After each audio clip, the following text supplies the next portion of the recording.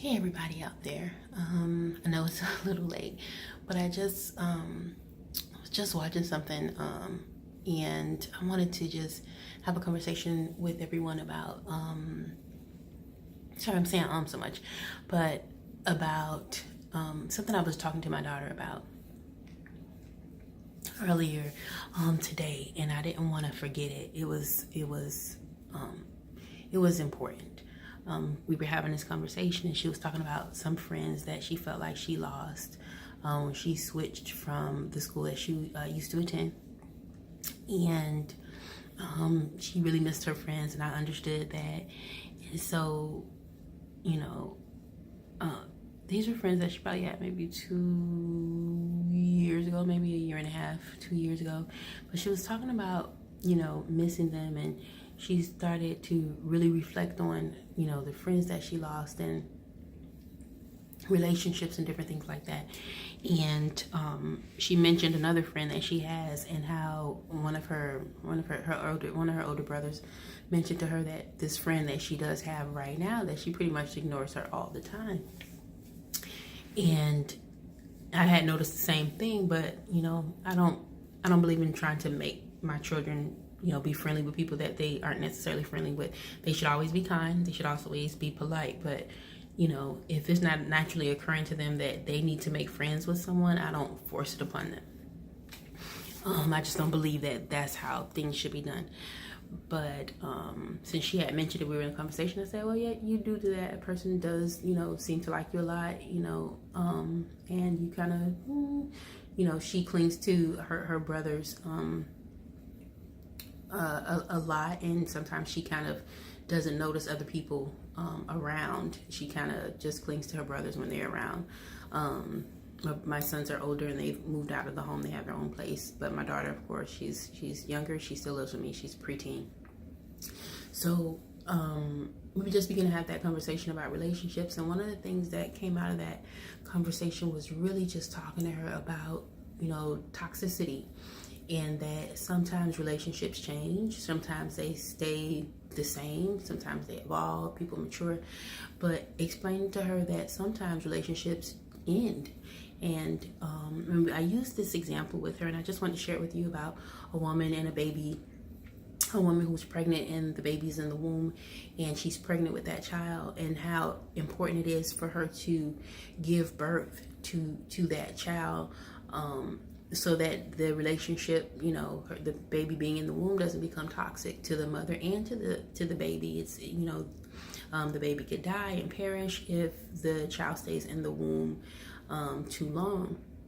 And I began to explain it to her. She's really into OBGYN, all that kind of stuff. That's her thing. She's been into it since she was 4. She's been saying she's going to be an obstetrician since she was 4. So I use that example because it's very relevant to her. And I explained to her, how, at that stage of maturity that, it's not that the mother doesn't like the baby, or the baby doesn't like the mom, or that the mother is trying to hurt the baby. What's really happening is that the relationship has evolved to the point that it's time for the baby and the mother's relationship to change from being inside of the womb to now that mother giving birth to that baby. She still loves the baby, but it's really time for that relationship to change. And if it doesn't change, how it is toxic to both the mother and child. Both of them can die if there's, that child remains inside of the womb when it shouldn't. And I was explaining to her about, not holding on to things when the natural course of the relationship is that it changes. It doesn't mean that the person is gone, they won't come back into your life, but it just means that this time that the relationship changed, And she was listening. I could tell she was kind of taking in what I was saying. And so I just wanted to share that with people, that sometimes relationships change, and it's important to allow those changes to take place and not try to hold on to relationships and make them and force them to remain the same. Sometimes people leave. Sometimes people transition out of your life. Sometimes the dynamics of the relationships change, and it's important to allow that and allow it to evolve so it doesn't become toxic or even inappropriate. Another thing that happened to me this week. I was with my sons. We were having a really good time, and they were kind of fussing with each other. And so one of my sons said to me, he said, "Do you hear this? You know, you're not going to correct him about something my other child was saying." And I looked at them. I was in their apartment, and I said, "Absolutely not." I told them, I said, "No, I don't come into other people's home and tell them what to do." I said that's not the nature of our relationship. I said, when you live with me, that's different. But now that they are adults, you know, they can come to me for advice, and I freely give it to them when it's solicited. And if it's, you know, if they're really in dire straits, even if it's not solicited, I try to, you know, help them as much as I can. However, I don't believe as a parent and them being adults that it's my duty to try and tell them what to do and correct them the same way that I did when they were in my house. I'll tell them the truth about things. I believe, you know, if something is wrong, I'll tell them, "Hey, I don't believe that's right." However, it is not my responsibility to try and force my will on them. And it's important that they understand that they're adults. And I've told my children for a very long time, my daughter hears it now, that once you move out and once you've gotten to a place of adulthood, you're paying your own bills, you're doing those things, that my role will become that of an advisor and no longer as the person who has a complete authority over you. I just believe in allowing adults to make their own decisions. I believe as a parent, I still want to help them, and I do. You know, if they run into financial issues, I'm there and all of those things. However, the dynamics of the relationship has changed.